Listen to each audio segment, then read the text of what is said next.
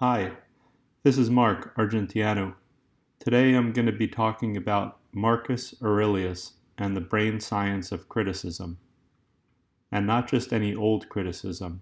I'll be talking about overly harsh criticism. Nagging, you might say. First, I'm going to discuss some scientific studies which describe how harsh criticism affects the brain. Not surprisingly, there are lots of variables, such as who's doing the criticizing, whether it be parents criticizing children, for instance, and who's being criticized, such as a young child, a teenager, or separately a person with a high level of neuroticism. After discussing the science, I'm going to reflect on how Marcus Aurelius would advise us on how to give and receive criticism. Now, Marcus needs no introduction, but he's a 1900-year-old Roman emperor and author of Meditations, a canonical text of stoicism. Part of the job of a person of authority, such as a parent or a boss, is to be a teacher of subordinates or of children, and there's no way to learn anything without making a few mistakes. Actually, a lot of mistakes. Sometimes these mistakes can be infuriating. They might be self-destructive mistakes. They might be mistakes that can cause harm to their coworkers, siblings, or classmates. They might be mistakes that happen over and over again. They might be mistakes that seem intentionally designed to press your buttons. So what happens to the brains of subordinates or children when the authority figure crosses the line between constructive and destructive criticism? Let's concentrate on parenting for now, mothers in particular. Why pick on mom? Well, several recent studies examined the parent-child relationship vis-a-vis brain science and harsh criticism. Part of being a good parent is to get the message across without being overly critical. And it goes beyond just being a pest. Evidence suggests that being a naggy Nancy or naggy Nelson may have adverse effects on your child's brain. Two experiments in particular bring the point home. The first was done by a group of researchers from the academic hotbed of Binghamton, New York. They explored what happens to the children's brains when the line between constructive and destructive criticism is crossed. The scientists recruited a group of mothers and their young children as volunteers. They observed the interactions between mother and preteen child without the knowledge of the participants, that is, the mother or child. They purposely kept the volunteers waiting an inordinate amount of time without providing any engaging activities for either mother or child. Scribbling on yellow pads from behind the mirrored glass, the scientists rated the level of maternal criticism towards their wards. All of the young children in the study were subjected to functional magnetic resonance imaging scanning. Magnetic resonance imaging scanning is otherwise MRI, and it takes a picture of a part of your body, in this case the brain. A functional magnetic resonance imaging scan, or fMRI, studies the activity of the different parts of the brain as the imaging is going on. So in these experiments, the kids were subjected to the fMRI while viewing pictures of other children their own age. In the pictures, the facial expressions of different emotions were displayed. Some were happy, some were sad, some were angry, others were neutral. The brain activity of children whose mothers were not overly critical did not vary, regardless of the facial expressions of the children viewed. But, on the other hand, in those children who had hypercritical mothers, something different was observed. When facial expressions of strong emotion were displayed, the fMRIs obtained of those browbeaten children demonstrated decreased activity in wide swathes of their brain. In other words, criticism, which was judged to be too severe, had the capacity to almost completely shut down the young children's brains.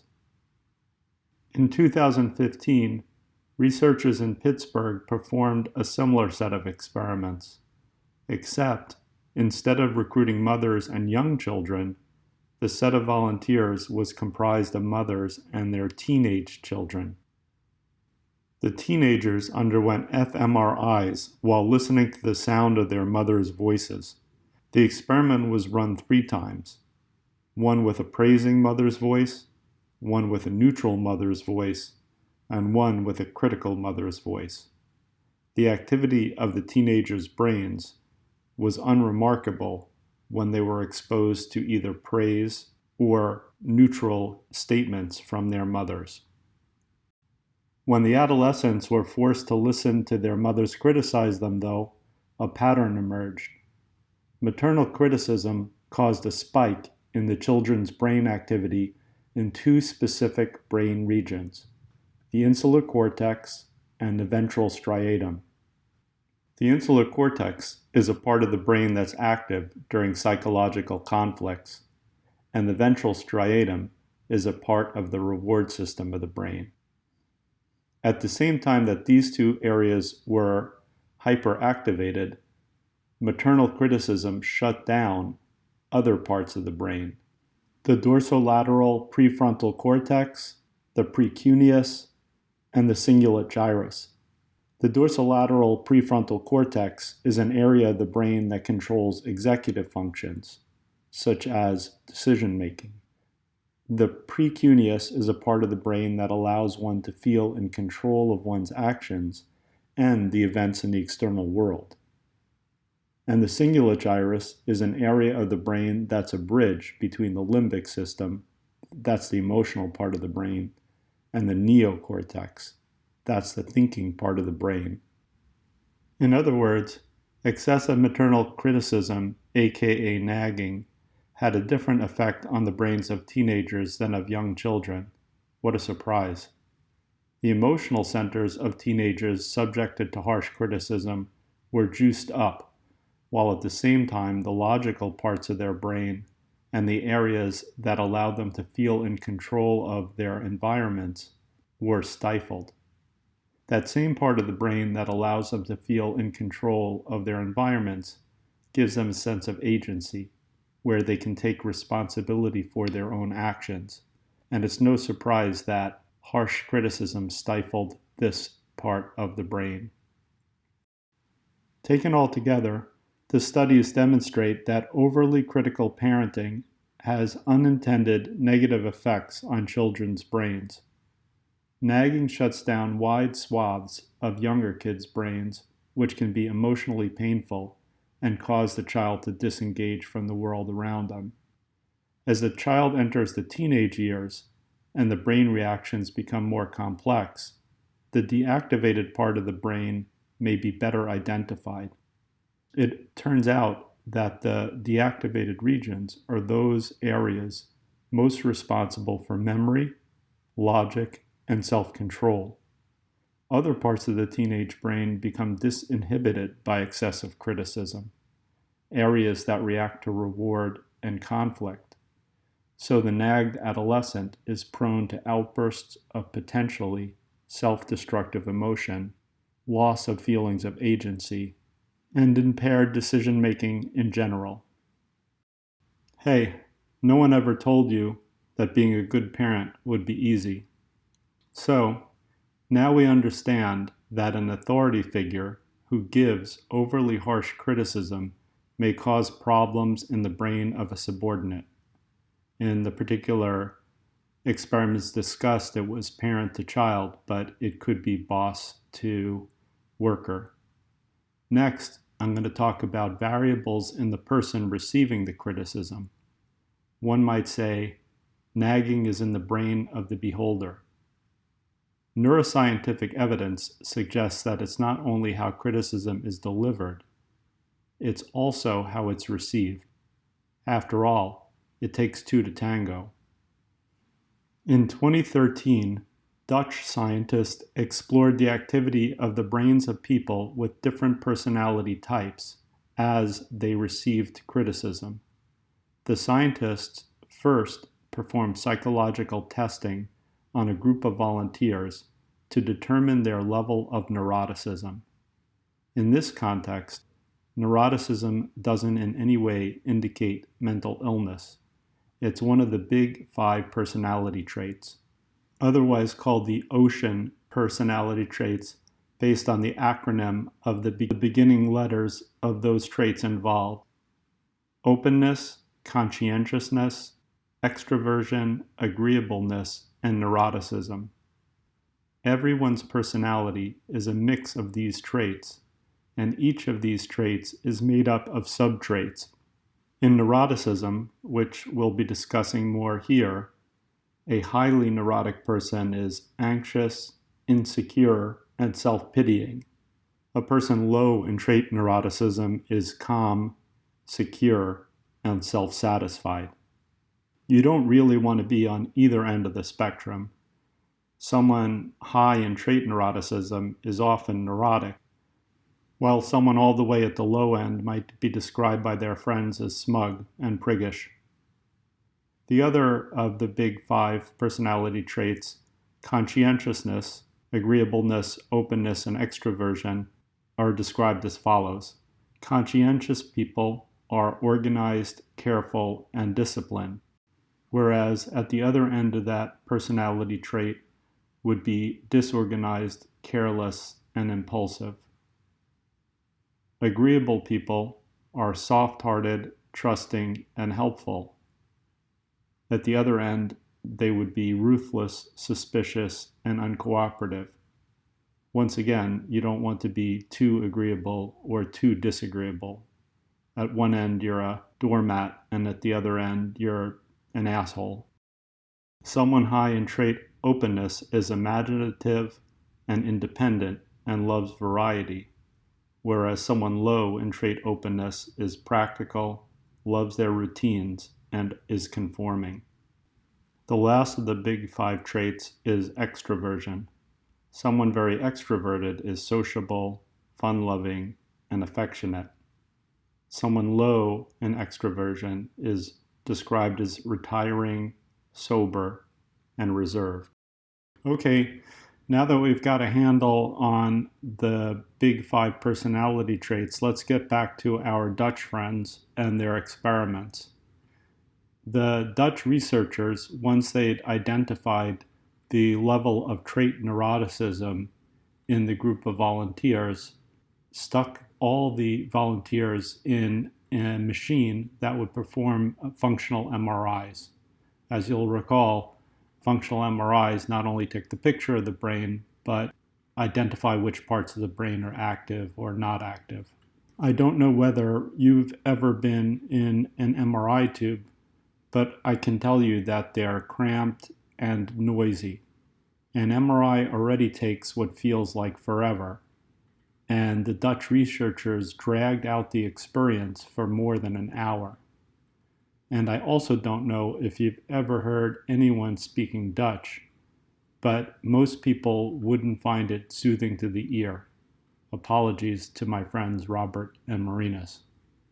In any case, the researchers aggressively and incessantly criticized all the individuals who are subjected to the fMRI.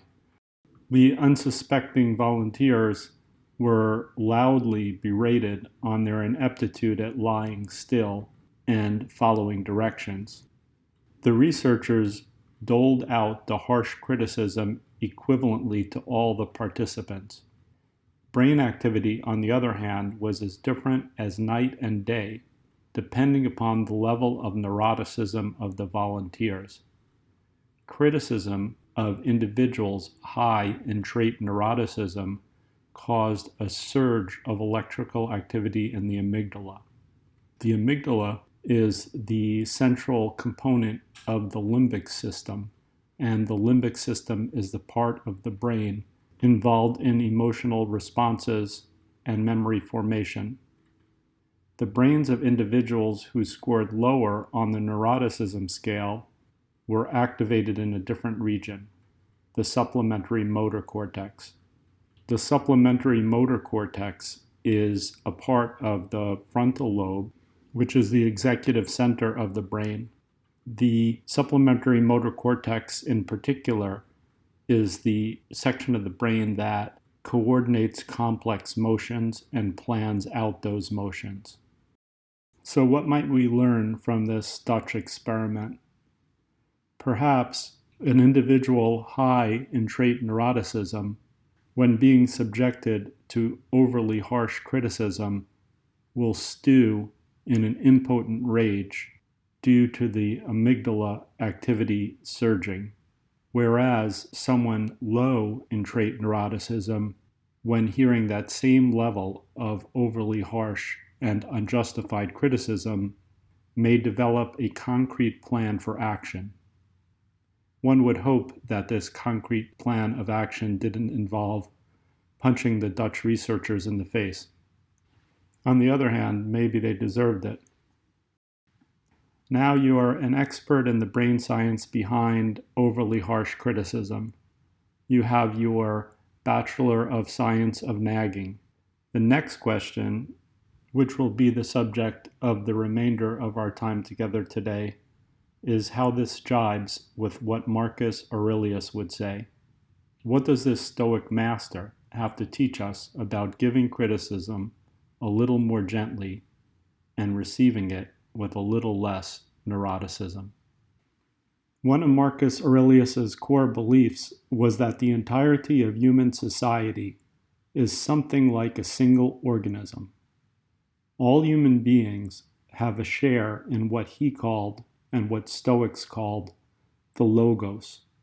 Defining the logos is no easy task, but for the sake of this little talk, let's call the logos the active force which pervades the universe and animates both living and non-living things. You could think of it sort of like the force in Star Wars that Luke would call when he needed help. What's more, Aurelius believed that each human has a role to play in the massive tapestry that is our shared world. He also believed, as did the Stoics, that this role that we have to play in the world was predetermined by fate. Great, you might say, but what does any of this have to do with criticism? Well, next time you're about to blow a fuse, think of it this way. When you're giving criticism, in some ways, you're passing judgment on a part of yourself, because we're all part of the giant human organism. And the next time a deluge of verbal sewage is raining down on your shoulders, know that when you receive criticism, it's not just some alien being laying into you. In some sense, part of yourself is trying to teach you something. Let's get a little more granular and talk about some of the things that Marcus Aurelius actually said himself. There have been a bunch of translations of Marcus Aurelius's meditations. Some, like the masterful one by Gregory Hayes, were great. On the other end of the spectrum, some were convoluted and abstruse. So, I'll be paraphrasing my good buddy Marcus here. Let's start with what Marcus had to say about being on the receiving end of criticism. Marcus Aurelius said, "It never ceases to amaze me. We all love ourselves more than other people, but somehow we care more about their opinion than our own." Marcus Aurelius also said, "When someone hates you or criticizes you, go to their souls, penetrate inside, and see what sort of people they are. You'll realize that their opinion of you shouldn't cause you to be racked with anxiety." Thanks, Marcus. That's awesome. I guess if they're shitty people, you'd say, who gives a fig what their opinion is? Don't let it get under your skin. On the other hand, if they're high-quality folk, they might have something to teach you. You got that straight, Marcus Aurelius responded, and then he added, If anyone disproves the words I say, or demonstrates my deeds are in some way wrong, or shows me I'm not seeing all the facts, well then, I'll gladly change. After all, truth is power, and self-deception is a pernicious weakness. Marcus Aurelius said, if something is right or true and needs to be said or done, and you are in the right place and the right time to say or do it, then say or do it. Let the criticism and discouragement that others try to heap upon you roll off your back. Don't let them distract you from the path. Wow, another great insight, Marcus. I'm curious about that last part, though. Marcus was pretty specific on that one.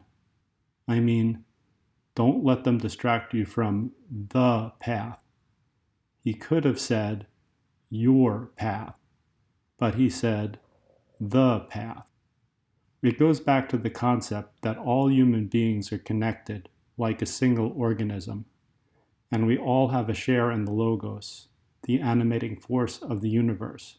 So he believed the things he said and did would be good or bad for all of society, which in his case, as the Emperor of Rome, was no doubt true, and to some degree, it's true for us all. I've got another question though, Marcus. What if it's not just criticism? What if it's a mean-spirited verbal attack? Marcus Aurelius said, whenever somebody wrongs you, the first thing to ask yourself is, what conception of good and evil led him to be such a bastard? And when you understand that, your surprise and anger will melt away like snow in a spring rain, and you'll be filled with pity. Got it. So that's your perspective on receiving criticism. Fantastic, Marcus. Now I'll be able to stomach other people's belly aching without getting indigestion myself. But let's turn the tables. What have you got to say about doling out criticism? Marcus Aurelius said, whenever you're about to jump down someone's throat, ask yourself the following: which of my own many faults most closely resembles the one I'm about to criticize? Marcus Aurelius also said, if someone makes a stupid and annoying mistake, putting them down will help neither them nor yourself. Instead, quietly model the right behavior. You'll be emulated. Marcus Aurelius wrote meditations as notes to himself, so you might have expected that the insights would be directed toward a very individual level. But in this case, as in many cases, Marcus rises above the individual. He didn't say that modeling the right behavior would be copied only by the person who did or said something wrong. It was more comprehensive and inclusive. He didn't say you'll be emulated by that person. He said you'll be emulated. He was striving not only to teach the person he was criticizing, but to spread the good word and make the world as a whole a better place. He also said here, help them or yourself, not just them. In other words, as a bonus, in modeling the proper behavior, one perfects one's own character. Thus, as you're criticizing others, look at it in a way to teach them as well as yourself. Marcus Aurelius also said, if someone is doing something bad, ask yourself, what's motivating the action? Good point, Marcus. Who knows? He might have just gotten dumped by the love of his life, or he might have just been fired from his job. Or like Jean Valjean, he may be stealing a loaf of bread to feed his sister's starving children. In this final paraphrased quote, Marcus Aurelius also said, don't be irritated by someone who has bad body odor or foul breath. If you can, make him realize it. and perhaps solve the underlying problem. Yeah, Marcus, of course. You're right again. And it's not just the physical either. Sometimes people just can't help being assholes. But Marcus didn't appear to be hateful toward even the most flawed individuals, whether physically or psychologically flawed. His philosophy that each human was part of a greater organism of humanity would indicate that these flawed individuals were as important to make the organism complete as the greatest amongst us. This informed the way he criticized others, and it informed the way that he accepted criticism himself. I hope you have a better understanding of criticism now, both from a scientific and a philosophical perspective. I thank you for listening, and I hope you'll consider sharing this with a friend.